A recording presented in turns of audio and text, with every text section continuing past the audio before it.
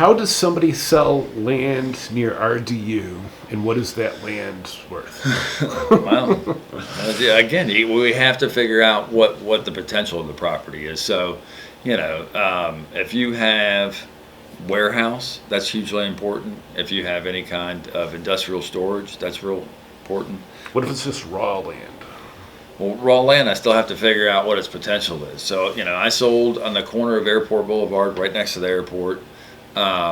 I sold 3.5 acres there, and I went to the town of Morrisville, and I said, "Hey, what can we do with this property?" And the town planner was a little bit of a smart ass. He said, "I can tell you what you can't do with this property." I'm like, "All right, tell me what you can't do with it." And he goes, "I don't want a convenience store, and I don't want a hotel." I was like, "Dang, I really thought this would be good for a convenience store or a hotel." And it had a pretty big cemetery on it already.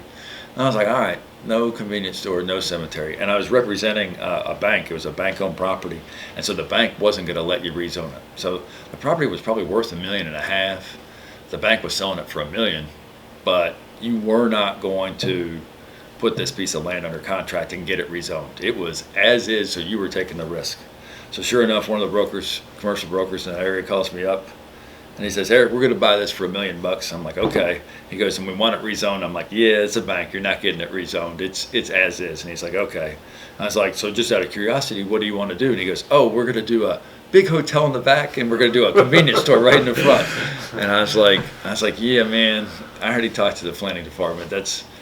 I said, I got to look out in the best interest of the seller or whatever, but I don't want to waste our time here. I don't want to put it under contract and you find out it's not going to fly. That's not going to fly." He said, "Don't you worry about it." I can tell you on that spot right now, there's a hotel and a convenience store. He got it done. So, you got to figure out what the potential is or whatever. I was involved with another deal that we did, a car rental place, and it wasn't actually the car rental place. It was just the storage of the car rentals.